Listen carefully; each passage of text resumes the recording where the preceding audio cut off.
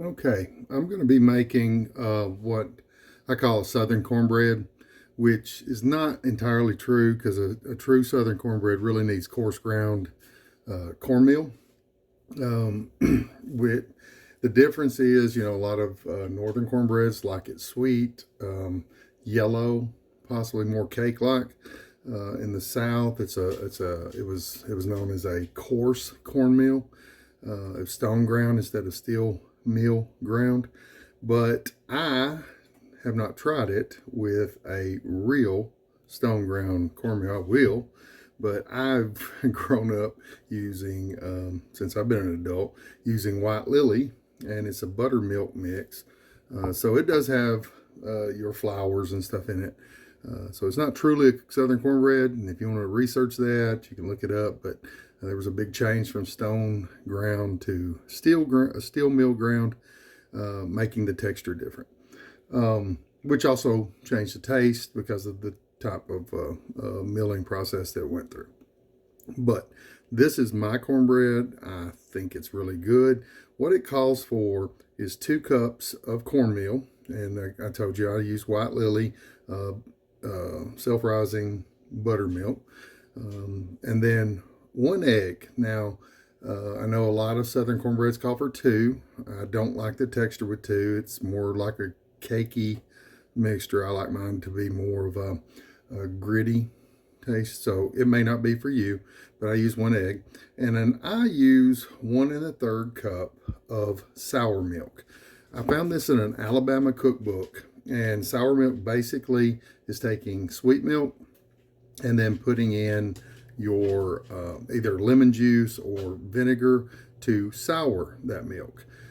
I put in lemon juice. I put 2 tablespoons in there of lemon juice, and it's been sitting there about 5 minutes. It is starting to sour a little bit, getting a little thicker. The taste would be a weak cornbread. A weak buttermilk. But it does add different flavor. When I used to make this, I would make it with sweet milk, and it just wasn't what I call good. So I've got a cast iron skillet just for my cornbread in the oven. It's heating up to 450.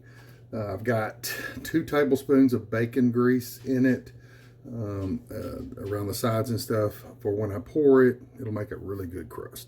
So we're gonna get started. I'll put the recipe on here, but I'm gonna take the 2 cups of cornmeal, and I'm going to make a well in the middle. Now, I've seen recipes and they say you need to scramble your egg. I scramble it right in there as I'm doing it. I put in 1/4 cup of vegetable oil.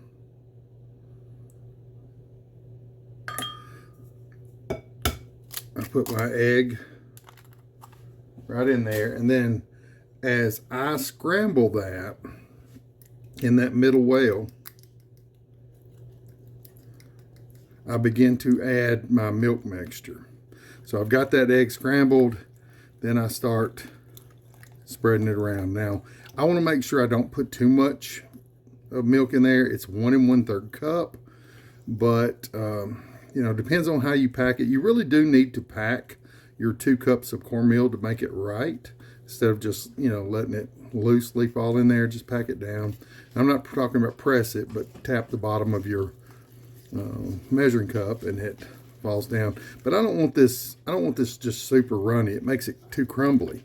So I am adding it a little bit at a time. A lot of times I have just a little bit left over of the sour milk, and this is going to rise a little bit before I pour it in too, so as it soaks up some of this milk. But you can see I'm starting to get to the bottom of it. I want to make sure everything is really well mixed. I don't want a bunch of dry cornmeal sitting around, and I want this to basically be stiff enough that if I set my fork in there, it'd take it a while to fall over. Still needs just a hair bit more moisture, but I do want it to where it will pour out easy with just a little coaxing.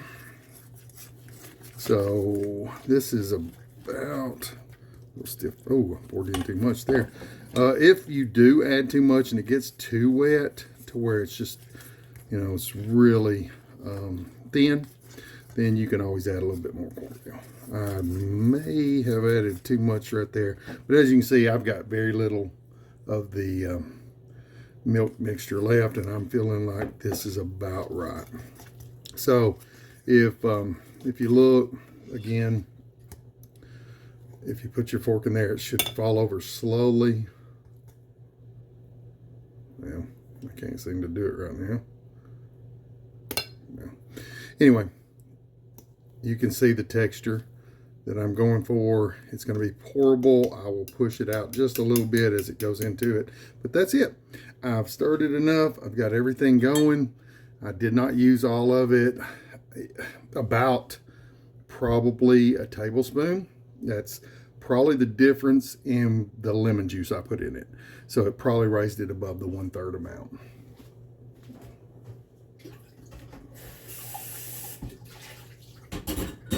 Now you're more than welcome for your taste to use buttermilk. You can use sweet milk. Just don't think it tastes right. Notice I didn't put any salt or pepper in here. A good cornbread doesn't need that. And I definitely don't put any sugar. If I want cake, I eat cake. If I want cornbread, I want it to taste like corn. So what we're going to do is I'm waiting for my skillet to preheat. That's going to give me about another 10 minutes to let this rise a little bit, because it'll start thickening up and rising. That'll make for an airy cornbread when it comes out. So I'm going to pause this, and I'm going to come back when it's time to pour it in. Okay, it's been about 10 minutes, something like that, it's got enough temperature, and I'm trying to get that oil in the grease that's in the pan, the cast iron skillet. I'm trying to get it to really hot. You want it to sizzle a little bit when it goes in. Gets those brown edges. So let's see what we got. All right. Normally I would do this with my hands, but I'm going to be really super great. It should pour out in there. It rose a little bit. You see the airy texture. If I be quiet, you can hear it sizzle a little bit.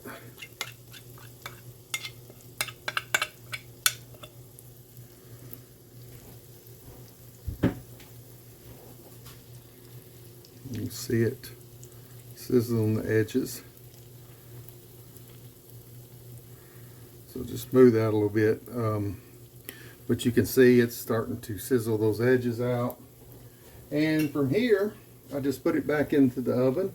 And I set it in there for 23 minutes is where I found it to be on my oven.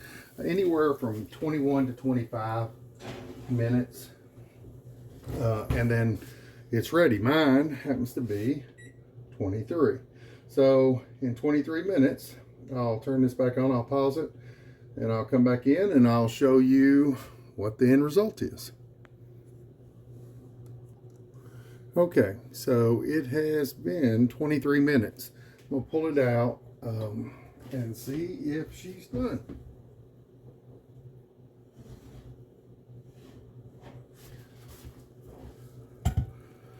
And it looks good. Now, I don't tend to do this, but my grandmother taught me an old trick. You take, it was actually a broom stem, and you put it down in there, and if anything stuck to it, then it's not done. Well, that was nothing stuck to this, so I don't know if you can see it or not, but all right, so it's done, and it looks good. It's very crusty.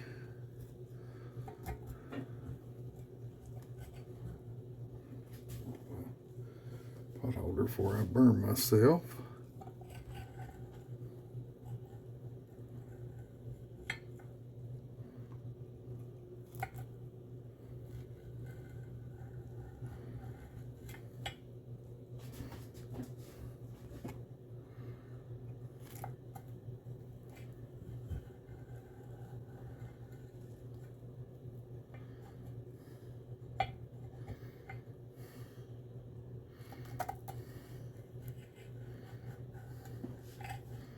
Boy, it smells so good.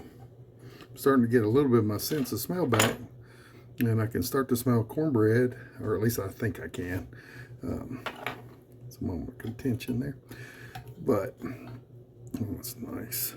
All right, that is a really good and hot piece of cornbread. Hope you can see it's kind of fluffy. It's got a good crust to it. Here,